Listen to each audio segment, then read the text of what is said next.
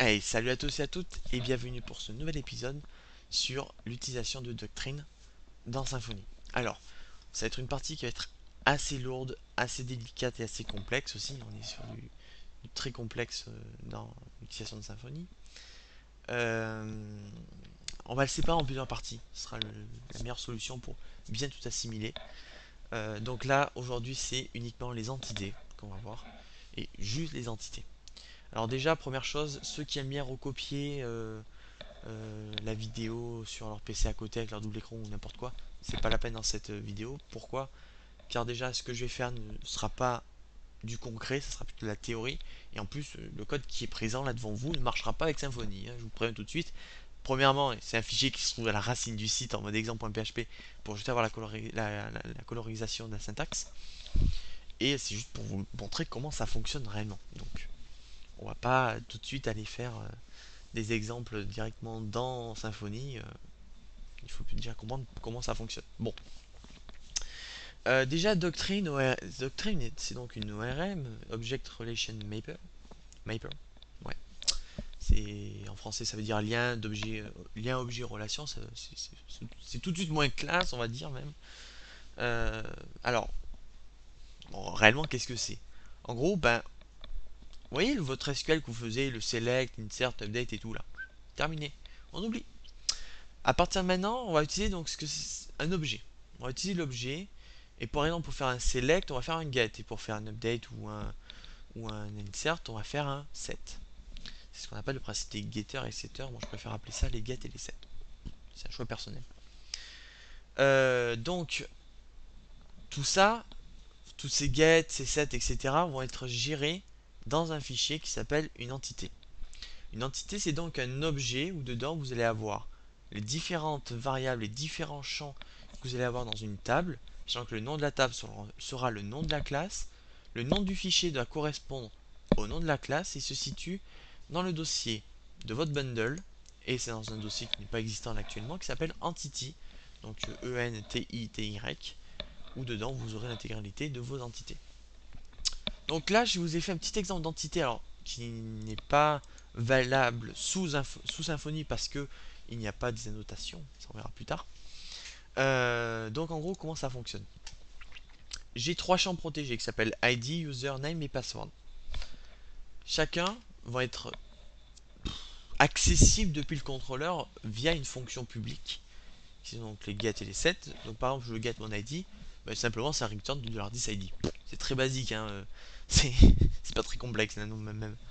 Après, on a une autre fonction qui est un set ID, où on envoie dedans le $ID qui correspond à l'ID qui est envoyé depuis le contrôleur, c'est-à-dire que j'ai mon ID qui va être égal à 5 sur cet utilisateur, j'envoie l'ID dans une fonction set et automatiquement $10ID, donc le $10ID correspond à cet ID là. Attendez, je vais changer ça, c'est un peu complexe là quand même. On va l'appeler ID avec un S. Donc on set l'ID de l'utilisateur de cette table via la variable $id avec un S. Et dans ce cas-là, on va dire que $10 ID qui correspond à l'ID qui est enregistré dans la table va être égal à $id avec un S. Voilà. Bon, très abstrait, c'est incompréhensible ce que je viens de dire. Peut-être certains ont peut-être dû comprendre parce qu'ils maîtrisent peut-être déjà l'entité. Mais voilà, c'est vraiment un peu complexe, c'est de la PO si vous préférez, hein.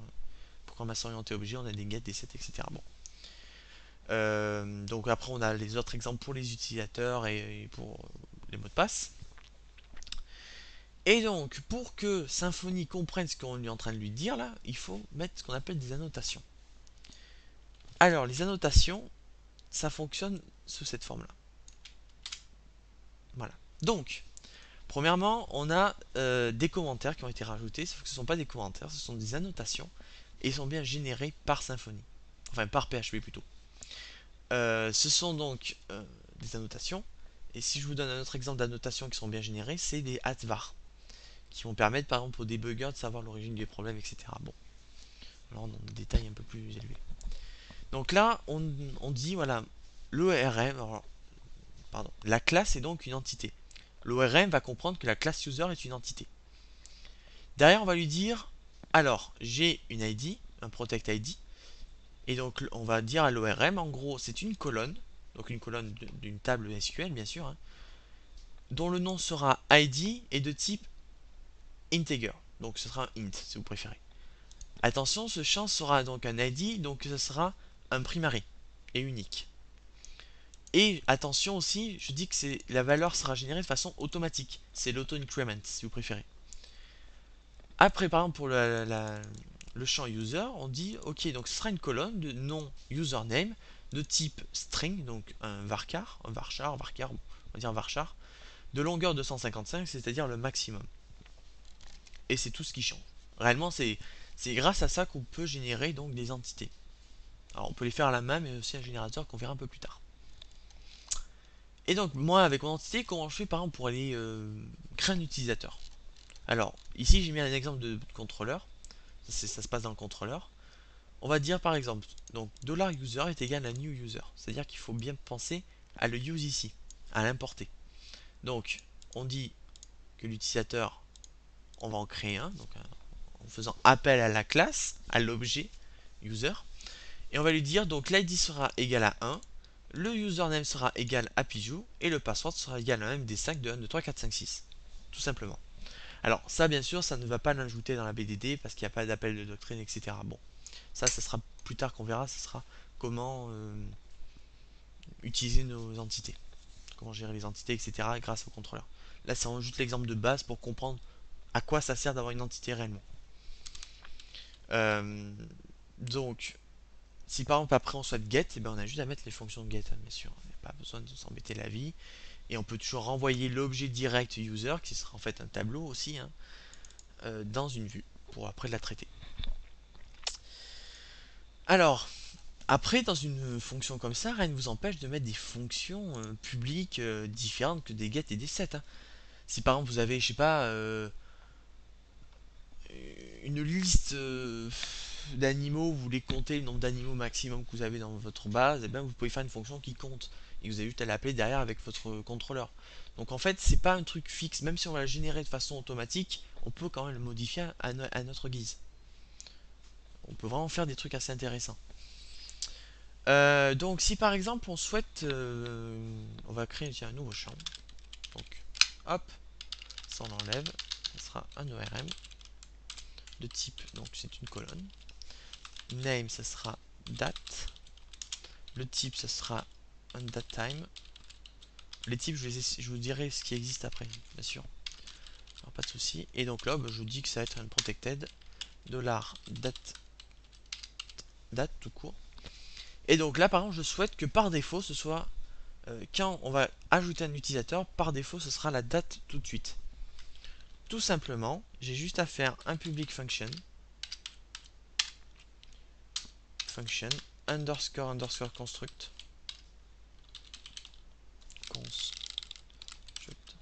j'ai juste un doute, je sais plus s'il y a deux underscores ou pas. Juste aller vérifier ça sur mon écran secondaire. Tac tac tac. Il y en a deux. J'avais un petit doute là. Construct, hop. Et donc dedans, on a juste à mettre $10 date. Et vous faites que ce soit égal à un new date time avec un anti-slash à l'avant parce qu'on est sur des namespaces. Et l'objet datetime n'existe pas sur Symfony, donc il faut l'importer via un slash en disant que c'est un objet racine, donc un objet PHP. Et donc là, tout simplement, ça va nous mettre la date d'aujourd'hui avec l'heure aussi enfin là, si je le fais maintenant, ça serait égal au 19 septembre 2015 à 12h05. Alors, on peut aussi par exemple imaginer que les ID soient non incrémentés, qu'on a chaque fois on incrémente. Bon, c'est fait de façon automatique, on va pas s'embêter la vie quand même. Alors maintenant, les types de données, c'est-à-dire dans le champ de colonne où il y a le type, qu'est-ce qu'on va pouvoir mettre? Alors, on a les strings qui vont correspondre à un varchar sur du SQL, et en PHP, ça sera donc un string. Ça change pas. Je vous rappelle, un string correspond aux chaînes de 255 caractères. Les strings correspondent à des chaînes de 255 caractères maximum. Après, on a les champs de type integer qui vont correspondre en SQL à un int, en PHP, ce sont toujours des integers. Ce sont les nombres allant jusqu'à 2 147 483 647. C'est précis, attention. Après, vous avez aussi les small hints qu'on va pouvoir mettre dans le type, bien sûr, qui correspondent en SQL à du small int. Et ce sont des champs en PHP integer aussi. Ce sont les nombres allant jusqu'à 32 767. Vous avez les big int aussi. En SQL, ça correspond au big int. Et en PHP, ça va être un string, parce que PHP il supporte pas plus que les integers qui correspondent à 2 milliards et quelques.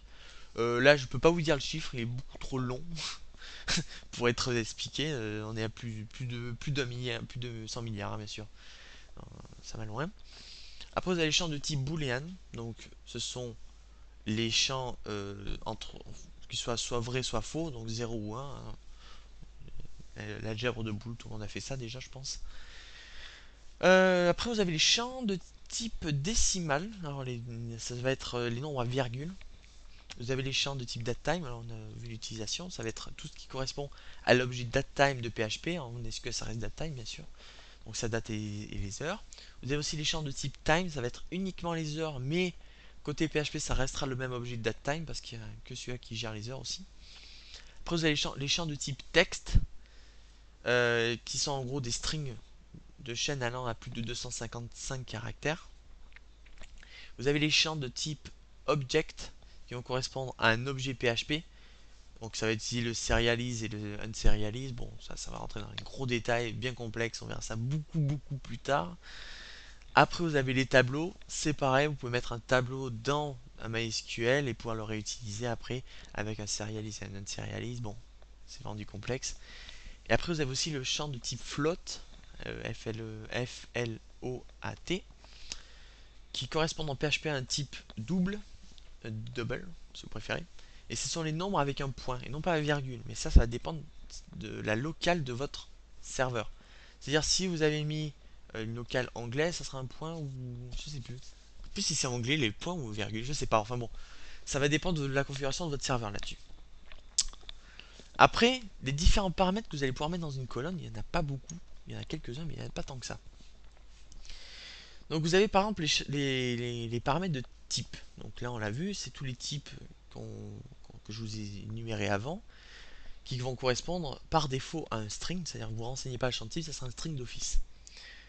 Après vous avez le champ de type name, c'est le nom que sera mis dans la table MySQL, donc le nom de la colonne. Donc par défaut, ce sera le nom qui sera donné sur la variable ici. Donc si ici je n'avais pas renseigné au username, ça sera automatiquement au username. Si par exemple, je sais pas, vous avez une fonction is username comme ça, je vous conseille de faire le is underscore. Ça sera plus clair pour votre base de données et même c'est une bonne pratique à apprendre plutôt. Après, vous avez le paramètre de longueur, length, qui donc la longueur que vous voulez mettre. Si par exemple les username vous voulez que ce soit de maximum 85 caractères, vous pouvez, même si plus tard on verra qu'il y a des systèmes de validation. Vous avez aussi les champs de type unique, c'est-à-dire si par exemple vous voulez qu'un nom d'utilisateur soit unique, on peut. Donc par défaut c'est false, vous avez juste à rajouter ici unique égale true ou false, bien sûr. Après vous avez les champs de type nullable, comme ça. Donc par défaut c'est à false, vous pouvez mettre à true, ça veut dire que vous pouvez dire que ce champ peut être égal à nul, c'est-à-dire qu'il n'y ait aucune information. Par exemple la date, on peut dire qu'elle soit égale à nul, on n'est pas obligé de l'avoir. C'est pas requis pour le champ user.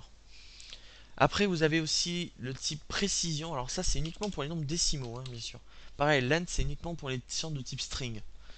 Alors, la précision va vous permettre, par exemple, de dire je veux tant de chiffres maximum sur cette colonne. Mais de chiffres que ce soit avant ou après la virgule, hein, c'est le nombre maximum. Par défaut, c'est 0. Même si les décimales, de toute manière, moi, j'ai jamais utilisé, j'ai toujours utilisé un integer. Hein. Après, vous avez aussi la scroll, donc c'est l'échelle, et c'est pareil, c'est le nombre de chiffres, mais ce coup-ci après la virgule, pour les décimales uniquement. Donc, c'est la fin de cet épisode un peu théorique sur les entités. Hein.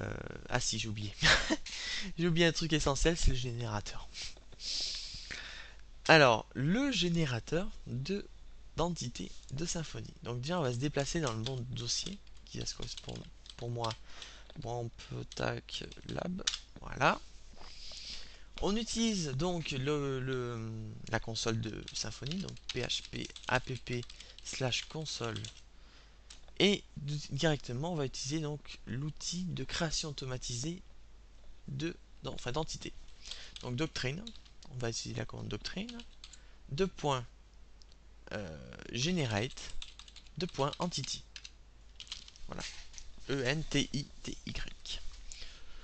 On appuie sur Entrée et là on nous dit voilà, bienvenue dans le générateur d'entité Doctrine. Et là on nous demande entrer le nom de votre entité. Alors en dessus ils vous disent par convention, enfin oui, par convention ça va être le nom de votre bundle le nom de votre entité. Donc moi par exemple je vais créer une entité euh, article. Donc Pijou, démo bundle, vous avez un système d'auto incré, enfin vous m'avez compris, on va pas aller je bataille un peu là. Article, hop, avec un S, ouais, pas obligé, pas obligé. Vous pouvez en mettre si vous voulez, mais c'est pas obligé, je vais pas en mettre.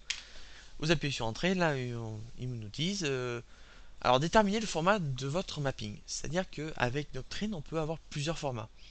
On a les YML, le XML, le PHP et les annotations.